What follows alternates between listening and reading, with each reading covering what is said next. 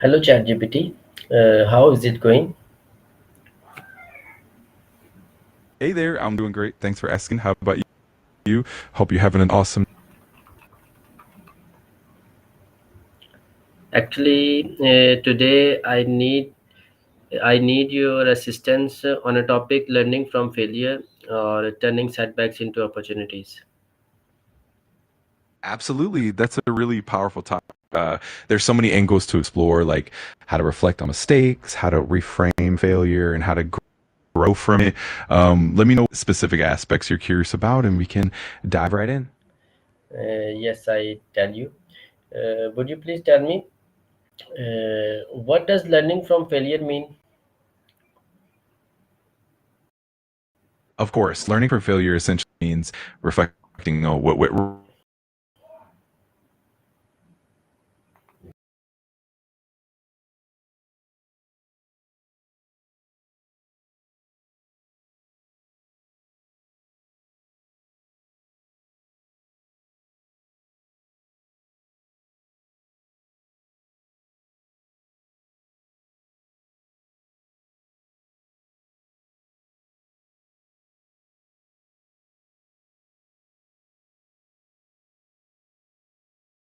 What does learning from failure mean? Absolutely. So, learning from failure basically means taking the mistakes or setbacks you experience and analyzing them to gain insights. It's about understanding what went wrong, why it happened, and then using that knowledge to improve and grow so that you can do better in the future.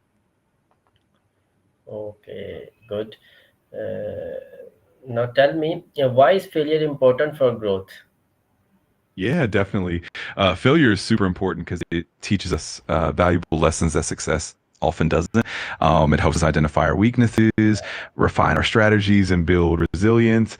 Plus, it encourages innovation and creativity because when things don't go as planned, we have to think outside the box. So, overall, it really fuels growth and improvement. Yes, of course. Now I got it. Will you please tell me how can failure build resilience? Absolutely. So, when we experience failure, it often pushes comfort zone and to adapt and persevere. Over time, dealing with setbacks helps us become more mentally tough and better at handling challenges. It also confidence because we learn that we can recover and grow experiences, and that really strengthens our resilience in the long run. Okay, good. Exactly what I need.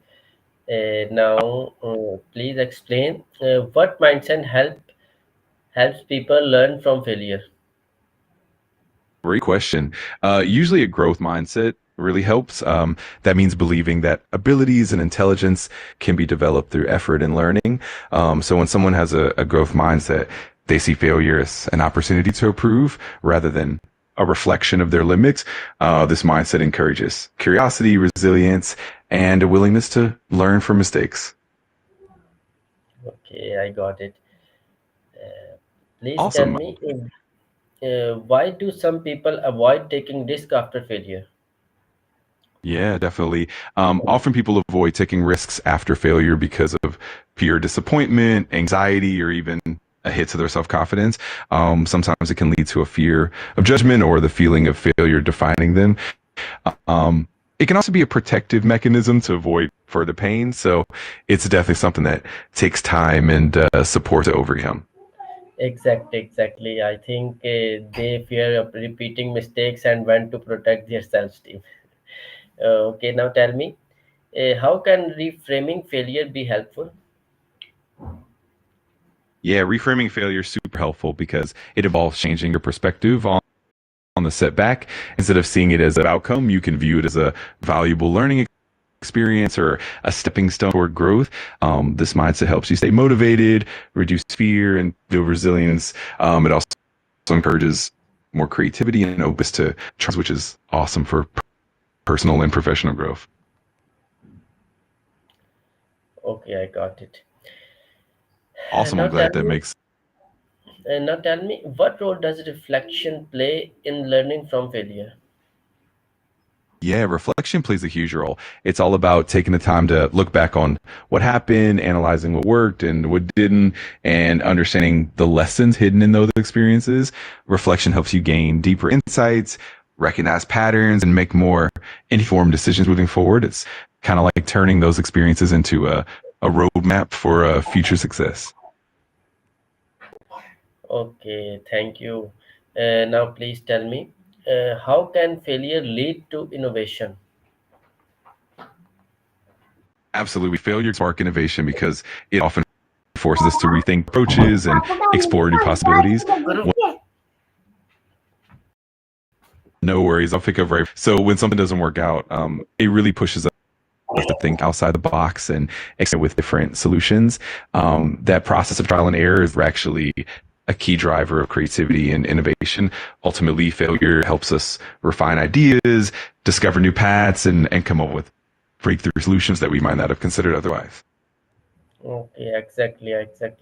On my opinion, I think setbacks often push people to think creatively and explore new approaches. Absolutely. I couldn't agree more. It really does encourage that kind of outside the box thinking and often leads to some of the most innovative ideas. It's definitely a silver lining in the whole process. Okay, now tell me, why is it important to take responsibility for failure? Yeah, taking responsibility for failure is really important because it helps foster accountability and personal growth. When we own up to our mistakes, we learn from them more effectively and can make better decisions. It also builds trust with others, whether it's in a team or in person relationships. It empowers us to make changes and continuously heed a growth in progress. Okay, I got it. And now please tell me, Of course, feel how do emotion affects learning from failure? That's a great question. Emotions definitely play a big role. For instance, negative emotions like frustration or disappointment can sometimes cloud our judgment or make it harder to see the lessons in the failure. On the flip side, positive emotions like curiosity or optimism can help us stay open minded and motivated to learn and grow. So, managing our emotions and cultivating a constructive mindset really helps us learn more effectively from failures. Yes, of course. I think, on my opinion, this is my opinion that strong emotions like embarrassment or frustrations can cloud judgment, making calm reflections essential. So, Absolutely, this I is couldn't really agree. helpful. Faizan. And now tell me, please, what can leaders do to create a learning from failure? Great question. Leaders can really foster a culture of learning by encouraging open communication, normalizing failure as part of growth, and celebrating the lessons learned rather than just the successes. They can also provide support, mentorship, and create safe environments where team members feel comfortable taking risks. Overall, it's about fostering a mindset that values growth and continuous improvement. Okay, I got it. Now tell me, why is failure common in the learning process? Yeah, absolutely. Failure is pretty common because it's essentially part of trying new things and pushing boundaries. When we're learning, we're often stepping into unknown territory and is simply part of the experimentation and discovery process. It's through these setbacks that we gain valuable insights, refine our skills, and ultimately improve. So it's really just a fundamental part of growth and development. Yes, of course, exactly what I needed. Uh, now, please tell me, what's one way failure increases confidence? Absolutely. One big way is that when we overcome failure, it shows us that we can bounce back and persevere, and that builds resilience. Each time we learn from a setback, we gain a bit more self assurance and trust in our abilities. Over time, that repeated experience of facing and overcoming failure really boosts our confidence and empowers us to tackle future challenges with more courage. Okay, I got it. Uh, Now, please tell me, how can students benefit from failing in exam? Yeah, definitely. When students fail an exam, it can actually be a opportunity for growth. It helps helps them identify where they need more focus and understanding, and it encourages them to develop better study habits and skills. Plus, it builds and teaches them how to handle setbacks gracefully. It can lead to deeper learning and better performance in the long run. Okay, okay, I got it.